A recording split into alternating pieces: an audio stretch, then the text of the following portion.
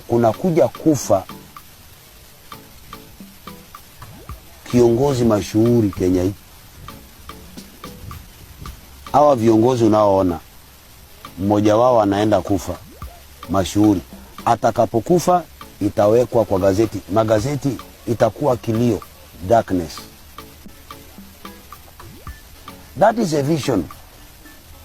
Kuna nyingine niko nayo siwezi nikawaambia, nikiwaambia sitalala hapa.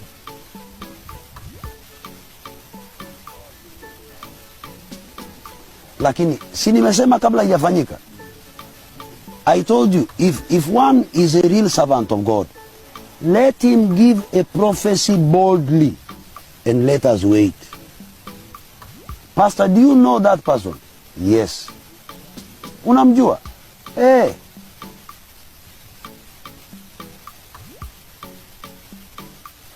Si mengine yote nimetabiri. Kuna ile ambayo imepita bila kutimia. Hii pia nimewaambia. Kwa viongozi wakubwa, mimi nimeiweka hivyo, lakini ningekuambia kwa fulani. Lakini kwa sababu siwezi nikawaambia direct,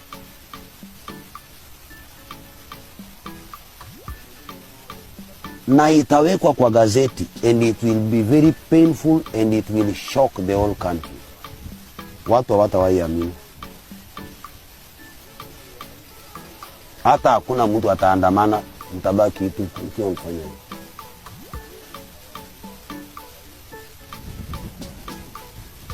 And it is coming to pass. Hiyo inakuja.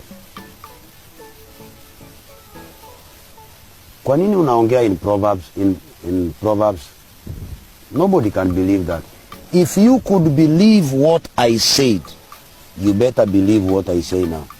But if you could not believe what I said, how can you believe this? If what I said never came to pass, don't believe this. If it came to pass, be very careful with this.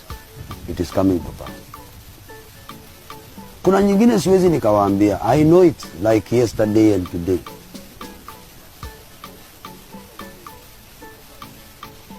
So those are visions, those are not dreams. Those are visions, those are not dreams.